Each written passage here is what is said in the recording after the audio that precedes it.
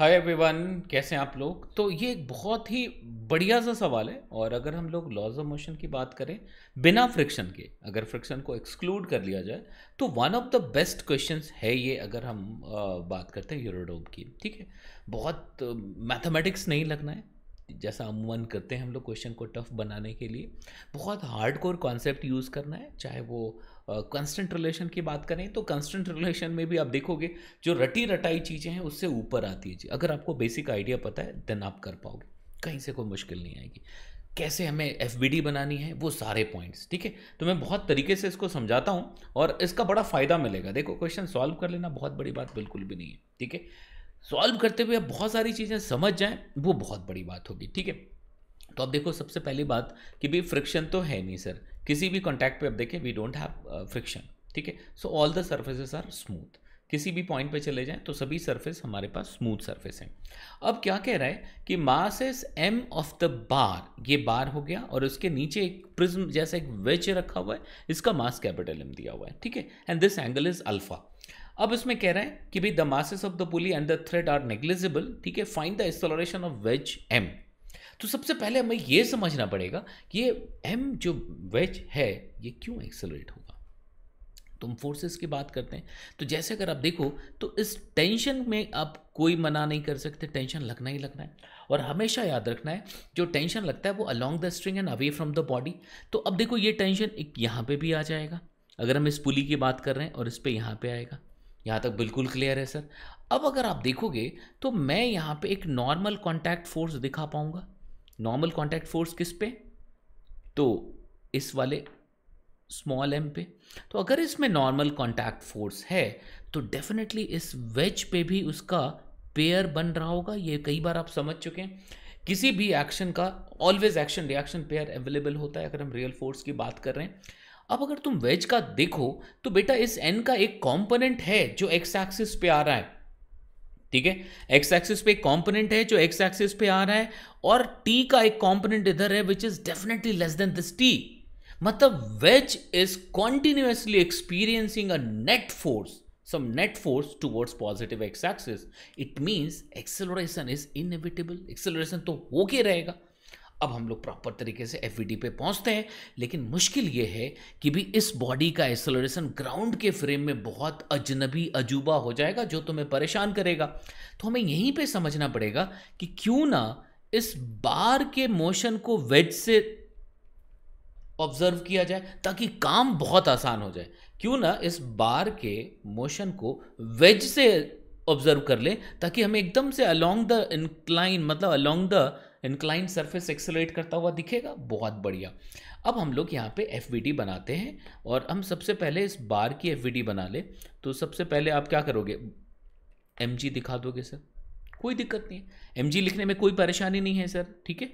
एक टेंशन आ जाएगा जो रस्सी में लग रहा है। देखो जितने भी डायरेक्ट फोर्सेस हैं वो सभी लिख लेना होता है आपको, जितने भी डायरेक्ट फोर्सेस लग रहे हैं वो सभी दिखाना है। बहुत बढ़िया। तो एक टेंशन, ये थोड़ा अच्छा नहीं दिख रहा है फोटो में, है रंग बदल देते हैं, क्या कहते हो। तो ये देखो ये टेंशन हो गया।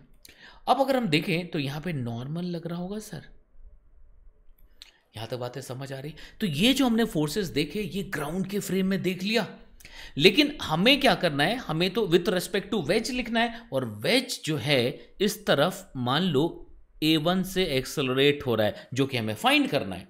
हमें एक्सेलरेशन ही तो फाइंड करना है, किसका, वेज का, विथ रेस्पेक्ट टू ग्राउंड। तो विथ रेस्पेक्ट टू वेज अगर देखेंगे तो डेफिनेटली हमें एक स्यूडो फोर्स लगाना पड़ेगा, किधर, फ्रेम के बिल्कुल ऑपोजिट। सो फ्रेम का जो एक्सेलरेशन है वो पॉजिटिव एक्स एक्सिस पे, तो उसके just opposite mass of the body on which we are going to apply the laws of motion, ठीक है। तो अब देखो मास इनटू एक्सेलरेशन, ये क्या हुआ, ये हमने स्यूडो लगाया।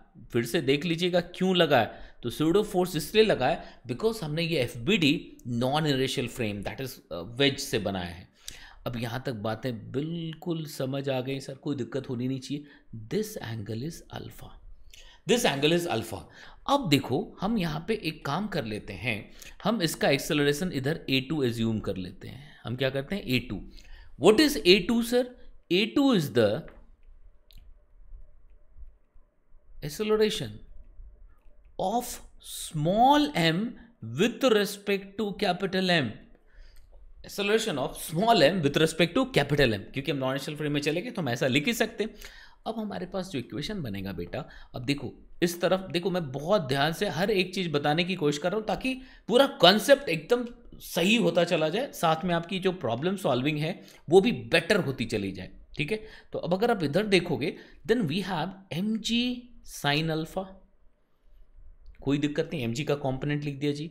इधर क्या है, एन तो लग ही रहा था। अब अगर हम एम ए वन की बात करेंगे उसका एक कॉम्पोनेंट आएगा which is M A one cos alpha.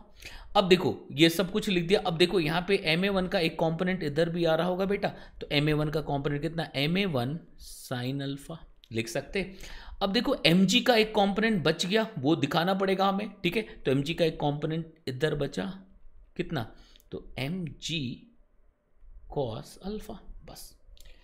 अब अगर हम यहां पे देखें तो with respect to this wedge जो हमारा स्मॉल एम है वो A2 से एक्सेलरेट हो रहा है। अब हमारे पास पूरा हक है कि हम यहां पे NLM अप्लाई कर पाए सेकेंड लॉ, क्योंकि although we are in non initial frame मतलब, लेकिन घूस दे चुके हैं, वो एडजस्टमेंट कायम कर किया जा चुका है, तो अब अप्लाई कर सकते। तो क्या लिखोगे sir, M A one cos alpha plus M G sine alpha, दोनों downward force, minus T should be equal to M into A2। मुझे नहीं लगता कोई भी दिक्कत होनी चाहिए किसी भी बच्चे को, पहला इक्वेशन लिखने में कोई भी परेशानी नहीं है। Since observer is in the wedge frame, तो along perpendicular to the incline net acceleration zero दिखेगा, मतलब along this line acceleration zero है, तो नेट फोर्स क्या करना पड़ेगा, जीरो। तो देखो दूसरा इक्वेशन मिल गया, क्या लिखोगे sir, N plus M A one sine alpha, it should be equal to M G cos alpha.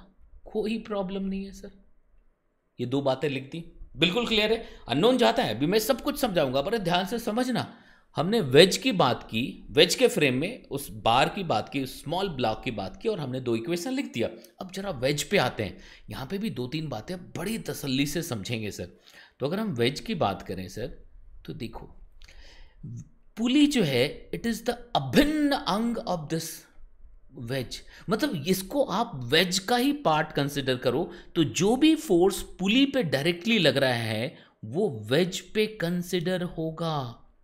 मेरी बात, तो टेंशन जो है दो तरफ से पुली पे लग रहा है, so we have to consider it on the pulley, we have to consider it on the pulley, बात ऑन द वेज, क्योंकि ये पुली पे लग रहा है। यहाँ तो बात समझ आ रही। अब जो इसका वेट है वो नीचे लगे, इसकी जरूरत नहीं है क्योंकि फ्रिक्शन नहीं है, तो ग्राउंड और वेज के बीच में क्या कॉन्टैक्ट फोर्स है इससे कोई लेना देना नहीं है, बट फिर भी मैं लिख देता हूँ, एम जी लिख सकते हैं सॉरी।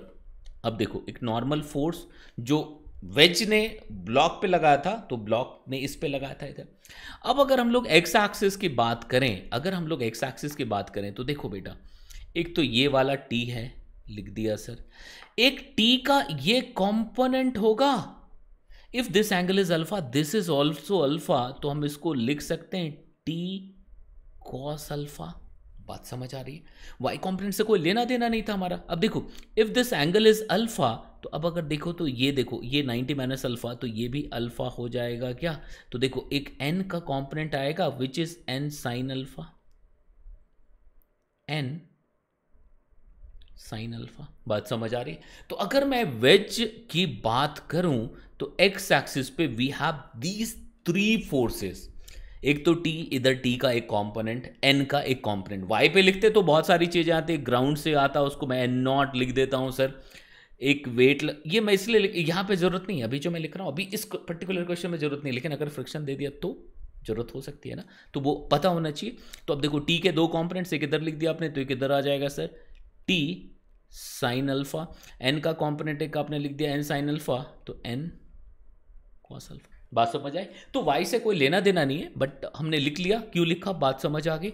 अब देखो ये एक्स एक्सिस पे एक्सेलरेट हो रहा है विथ A1, क्या लिखोगे sir, T plus N sine alpha minus T cos alpha. देखो अगर केयरफुल नहीं रहे एफबीडी बनाने में तो दुर्घटना हो सकती थी। It must be equal to M A1 यहाँ तक बातें समझ आ गई, क्योंकि देखो वेज का हमने एक्सेलरेशन a1 एज्यूम किया हुआ है, लिख दिया सर, लेकिन बात नहीं बनी क्योंकि एक एक्स्ट्रा अननोन है हमारे पास, a1 a2 t and n, we have 4 unknowns, लेकिन इक्वेशन बने सिर्फ 3। बड़ी नाइंसाफी होगी। अब जो पार्ट आ रहा है वो बहुत मज़ेदार है, ऑल्दो वो लॉज ऑफ मोशन से अलग कंस्ट्रेंट है, लेकिन बहुत इंपॉर्टेंट है। अब बड़े गौर से मेरी बात को गौर से देखने और समझने की कोशिश करिएगा। ये अरेंजमेंट है बेटा, ये देखो यही अरेंजमेंट है, जरा सोचना समझना, कुछ भी रटा हुआ यहाँ पे काम नहीं आएगा, ये मैं दावे से कह सकता हूँ। जो आप दुनिया भर की चीज़ें रटते हैं, आपने अगर बेसिक समझ लिया है तो काम बनेगा, ठीक है। अगर बेसिक समझ लिया है तो काम बनेगा, नहीं तो नहीं बनेगा। अब देखो सर, यही अरेंजमेंट था अगर देखा जाए कायदे से तो। अब जरा मेरी बात को गौर से समझना, डॉटेड लाइन से मैं इसका नेक्स्ट पोजीशन दिखाता हूं कि भाई ये ब्लॉक यहां था और वेज इधर चल पड़ा सर। डॉटेड लाइन अगले मोमेंट पे फोटो है, तो अगले कुछ सेकंड्स के बाद ये फोटो है। तो ये अगर इधर चल पड़ा सर, तो अगर वेज देखना, वेज अगर एक्स से डिस्प्लेस हुआ है तो डेफिनेटली ये जो डिस्टेंस है ये एक्स रहा होगा बेटा, ये एक्स रहेगा। अब गौर से मेरी बात को समझिए, तो इंक्लाइन प्लेन पे, अच्छा थोड़ा सा मैं यहाँ पे चालाकी बरतता हूँ कि थोड़ा ऊपर दिखाता हूँ ताकि मेरे पास स्पेस मिल जाए दिखाने के लिए, यहीं पे, ठीक है ना, ये ऐसा। अब अगर मैं यहां दिखाऊंगा तो थोड़ा नीचे आ जाएगा ये डॉटेड वाला, बात समझ आए कितना आया? तो जितना यहां से रस्सी फ्री हुआ उतना ही ये वेज पे चलेगा। मेरी बात को गौर से समझिएगा। अब अगर मैं इसको यहां से समझाने की कोशिश करूं तो देखो यही तो सीन था ना सर। ये अगर मैं कह दूं कि रस्सी यहां से एक्स फ्री हो गया तो बस वेज के फ्रेम में वो इधर ही तो चला होगा। मतलब अगर ध्यान से समझो, अगर वेज हमारा एक्स से डिस्प्लेस हुआ है, अगर वेज एक्स से डिस्प्लेस हुआ है तो वेज के फ्रेम में ये ब्लॉक एक्स से डिस्प्लेस होगा। मतलब displacement of wedge with respect to ground equals to displacement of that bar with respect to wedge. मतलब a1 इक्वल्स टू a2 हो गया क्या? मैं फिर से एक बार समझाता हूं, और ये इक्वेशन आते ही काम बन गया। 4 इक्वेशन 4 अननोन, काम बन जाएगा। लेकिन मैं एक बार फिर से इसको आपके जहन में डालने की कोशिश करता हूँ, जरा ध्यान से समझिएगा थोड़ा लार्जर पिक्चर में, ताकि हर एक चीज़ बड़े तसल्ली से दिखाया जा सके। अब बेटा अगर आपने कंस्टेंट रटा हुआ है, फॉर्मूला डेफिनेशन नहीं बनेगा, ये आपको भी पता है। अब देखो ये हो गया सर, ये ऐसा सिस्टम था, ये अरेंजमेंट था। तो अगर आप एक बार सेटअप समझने लग जाओ तो कोई दिक्कत ही नहीं है सर। अब डॉटेड वॉटेड का चक्कर छोड़ते हैं, हरे रंग से पीले रंग से दिखा देते हैं, हरे रंग से दिखाते हैं। ये T1 टाइम पे, T2 टाइम पे देखो ये यहां पहुंच गया बेटा, जरा ध्यान से देखियो। अरे भाई काहे टक्कर मार रहे हो, देखो ये यहां पहुंच गया। तो अगर ये यहां पहुंच गया, जरा ध्यान से समझ लेना कि अगर ये यहां पहुंचा तो ये x से अगर चला तो ये डिस्टेंस x हुआ, क्योंकि पुली भी x से चला होगा। अब इस ब्लॉक को इस वेज पे ही रहना है जो कि नीचे तक टक्कर नहीं हुई है, तो ये एक्स्ट्रा जो लेंथ है वो बेसिकली वो यहां चल पड़ा होगा। तो पहले जितनी लेंथ ये रहा होगा सर, उससे एक्स्ट्रा अब ये नीचे x दिख रहा होगा, ये x दिख रहा होगा। पहले अगर ये मान लो x0 था तो ये अब भी x0 ये है, लेकिन ये जो इतना रस्सी फ्री हुआ वो उतना इसी पे वेज पे ही ब्लॉक चला। इसका मतलब क्या हो गया कि अगर ये A1 से इधर चल रहा है तो वेज के फ्रेम में ब्लॉक A1 से ही चल रहा होगा। मतलब A1 इक्वल्स टू A2 हो गया। इट मीन्स इस magnitude of acceleration of wedge with respect to ground should be equal to magnitude of acceleration of block with respect to wedge। मेरी बात समझ आ गई? तो अगर ये आप समझ आ गई है अगर, तो यार बेईमानी मत करना है, शेयर लाइक जरूर कर देना, सब्सक्राइब कर लेना बॉस, ठीक है। और तो कुछ डिमांड नहीं है आपसे, है ना, क्या समझे? तो कोई कोड का मसला तो नहीं है। तो अगर आप यहाँ पे ऐसा लिखते हो तो भाई थोड़ा देखिएगा, तो ये 4 इक्वेशंस लिखेंगे तो यहाँ से फाइनली आंसर पे पहुँच जाएंगे। अब मैं आंसर लिख देता हूँ। तो mg sin अल्फा, देखो बहुत सारी चीज़ें हो सकती हैं, बट प्रॉब्लम को इतने प्यार से यही सिखाया जा सकता है, इसकी मैं गारंटी दे सकता हूँ।